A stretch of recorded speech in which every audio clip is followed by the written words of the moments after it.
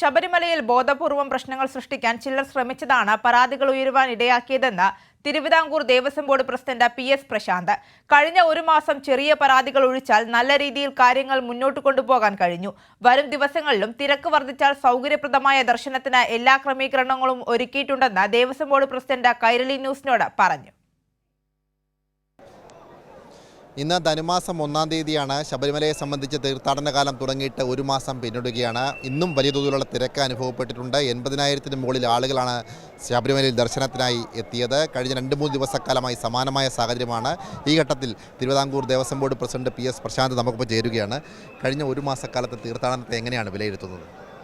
നല്ല രീതിയിലുള്ള തീർത്ഥാടന കാലമായിരുന്നു. കാരണം ഭക്തജനങ്ങൾക്ക് എല്ലാ സൗകര്യങ്ങളും ഒരുക്കുന്നതിനുള്ള മുന്നൊരുക്കങ്ങൾ നേരത്തെ തന്നെ ആരംഭിച്ചതാണ്. ബഹുമാനപ്പെട്ട മുഖ്യമന്ത്രിയുടെ നേതൃത്വത്തിലും ബഹുമാനപ്പെട്ട ദേവസ്വം വകുപ്പ് മന്ത്രിയുടെ നേതൃത്വത്തിലും ഇതുമായി ബന്ധപ്പെട്ട എല്ലാ വകുപ്പ് മന്ത്രിമാരുടെ നേതൃത്വത്തിലും മുന്നൊരുക്കങ്ങൾ നേരത്തെ തന്നെ ആരംഭിച്ചതുകൊണ്ട് തന്നെ എല്ലാവിധ സൗകര്യങ്ങളും ഇവിടെ ഒരുക്കിയിട്ടുണ്ട്.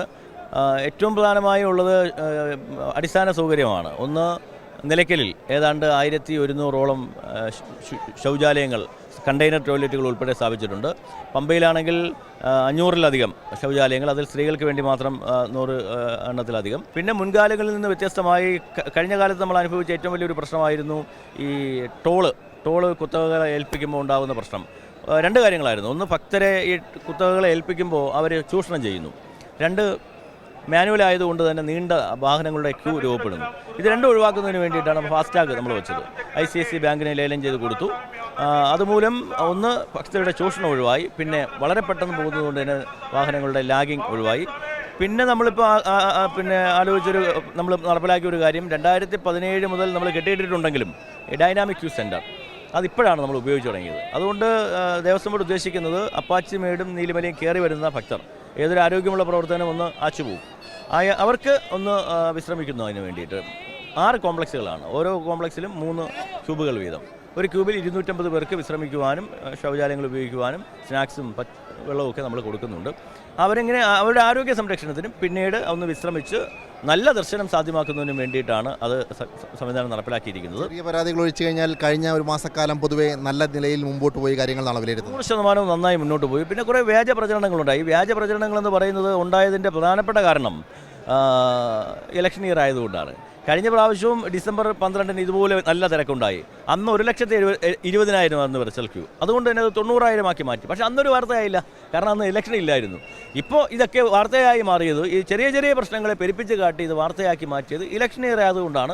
അതുകൊണ്ടാണ് UDFൻ്റെ സംഘം വന്നത് പമ്പ വരെ. അവരിഞ്ഞ് സന്നിധാനത്തോട്ട് കയറിയില്ല, പമ്പയെ വന്ന് മടങ്ങി പോവുകയാണ്.